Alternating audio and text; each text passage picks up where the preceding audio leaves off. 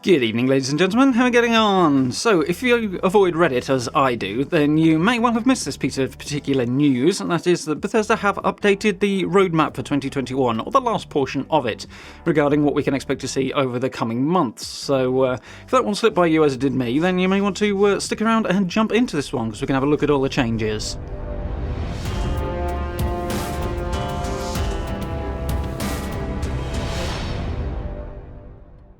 Okay then, so, yeah, roadmap from 2021 has been slightly updated in the winter section, referencing a fairly reasonable post on Reddit that was actually, I was quite impressed by, to be fair.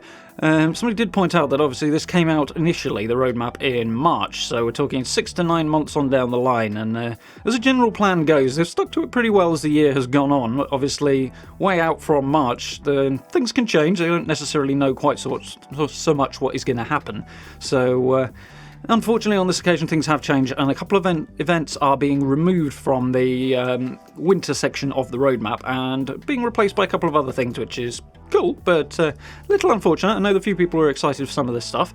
They haven't been removed altogether, in a sense. They've just been pushed back into next year, so in a sense we've got a bit more of an idea of what's coming next year now. But yeah, a little unfortunate that we're going to have to wait a little longer on some things. So, let's jump in and take a look at what we've got.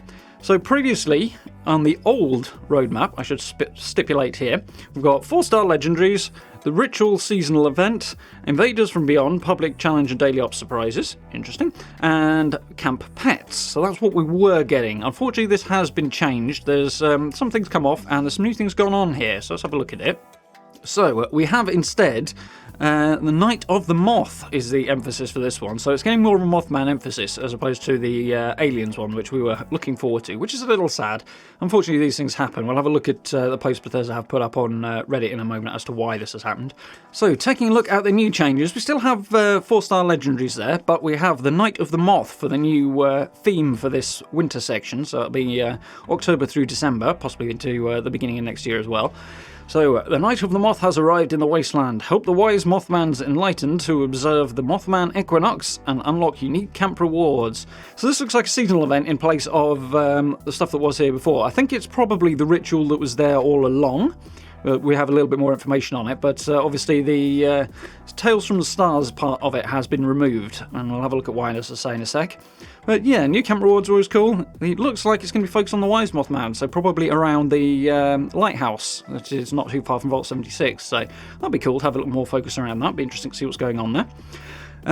Camp pets, unfortunately, have been pushed back into next year, which is a little sad. I know a lot of people are looking forward to it. I was looking forward to having some beasties running around my camp, which should be good fun. And I believe the original plan is to start off with dogs and then cats, and then expand out from there over time.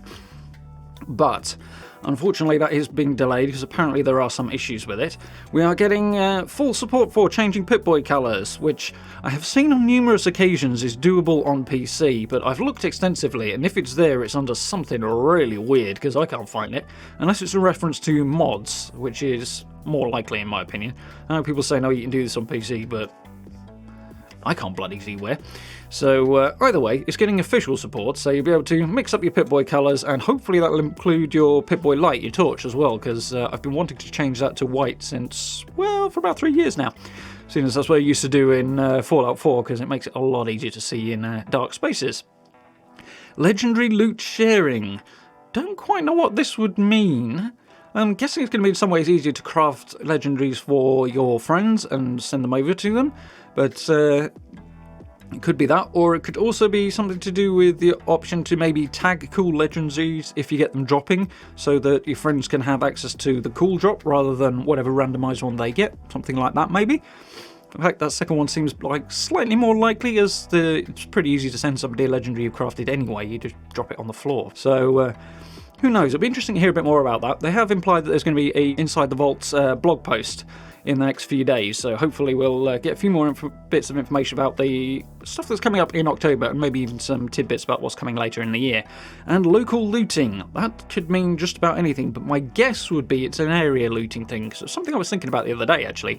Being able to just loot one body and grab the loot from all of the ones in the immediate area is quite common in a lot of games, MMOs in particular. Certainly to speed up the looting process, and it means you lose less stuff. So my guess is that that's what that will be. So slightly less on the larger events front, and a couple of extra things that are smaller have been added on as well, which is a little unfortunate, as I say, but obviously we've still got Season 7 on there as well. So, yeah, not ideal. Unfortunately, Bethesda did kind of sneak this one out. They put it on the official Fallout website, fallout.com, but they didn't put any other posts about it. They didn't make a big deal out of it. I imagine they're probably planning to tell us tomorrow during Inside the Vault. But people have jumped on it a little early, so swings and roundabouts. If they've snuck it out, that would be a little bit, why did you do that? Because it wouldn't do them any benefit, and would be a bit disappointing of them. On the other hand, if they were planning to tell us about it tomorrow and just put the post up a day early, that seems more likely to be. It makes a lot more sense anyway. So we'll have to wait and see what comes tomorrow. So having a quick look at the Reddit post, obviously we've got somebody here who is called... oh, good God, the usual online name thing that I can't pronounce. Cajonero? Something like that. Who has pointed out the changes on Reddit, and this particular post did actually get a reply from Valseek, which is quite helpful. So that's the really interesting one. So the reply that we have from Bethesda's community manager is, "Hi, as a few others have pointed out in this thread, we are indeed pushing Camp Pets and Invaders From Beyond event into 2022. This is because we need some more time in development and internal testing before we're ready to bring them to the game. Even though these features will be coming later, there's still a lot of improvements on the way in Night of the Moth update that we're really excited to get into your hands." So, with events, we do know that sometimes they have issues with this. Mischief Night is a prime example. Obviously, that one went out and had all manner of issues with it. It was a noisy mess and a laggy one at that. So sometimes they do run into difficulties with events, particularly if they're expecting a large number of people to be doing the same thing at the same time. So I'm guessing that's what's happened here, and they're wanting to still iron out a few of the creases, and obviously haven't been able to get that done. So for those wondering why they've had all year and it's still not sorted, basically Bethesda work on several updates at a time. There are about, give or take, maybe 70 people at most work on 76, obviously split into 3 teams working on updates, and then bug fixes as well on top of that. And obviously they have to kind of leapfrog things, so the actual start time for working on this will have been more recent than the initial launch of the roadmap. So they won't have had as much time to work on it as perhaps it might appear, in short. So hence why we get on into the future and we find things have to change. So keep an eye out for our next Inside the Vault article, which will be going into detail and everything we're implementing with that update, including more info on all of the upcoming quality of life improvements. So it looks like probably tomorrow, but possibly in the future, and maybe spread out over the next few weeks. That will be more usual. We'll be getting information on exactly what's coming and the ins and outs. I'm guessing they'll talk about why the roadmap changes have occurred tomorrow, so hopefully we'll have a little bit more information, a little bit more detail then.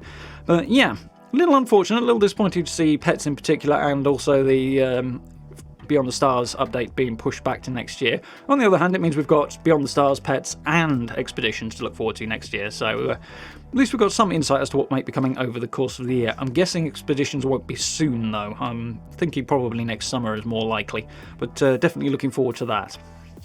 So, yeah, looking forward to seeing what else Bethesda have got to say. A little disappointed. Some of the stuff in here is closer to the quality of life stuff they've already told us that we're going to be getting anyway, so that would be very welcome. And looking forward to seeing how that goes. And the new Mothman event should be fun as well, but not quite as much as we would have liked. Obviously, from my point of view as a content creator, that gives me less to talk about, so kind of boo on that front, but it is what it is. Hopefully it should be all good anyway. But yeah, obviously, as we get any more news and information, I will, of course, share that with you and let you know what's going on. But do watch out for that. So likes and subs are always appreciated if you do want to keep up to date with everything that's going on. Very much appreciated. Down below the video you can find social media links, merch store, and channel memberships. If you're interested in supporting the channel in that way, I very, very much appreciate it. And we'll be resuming live streaming very, very soon, jumping back into Fallout and Deathloop, and later on The Witcher. So I do hope you'll join us for those. But for now, thank you very much for watching, and look forward to speaking to you all very, very soon.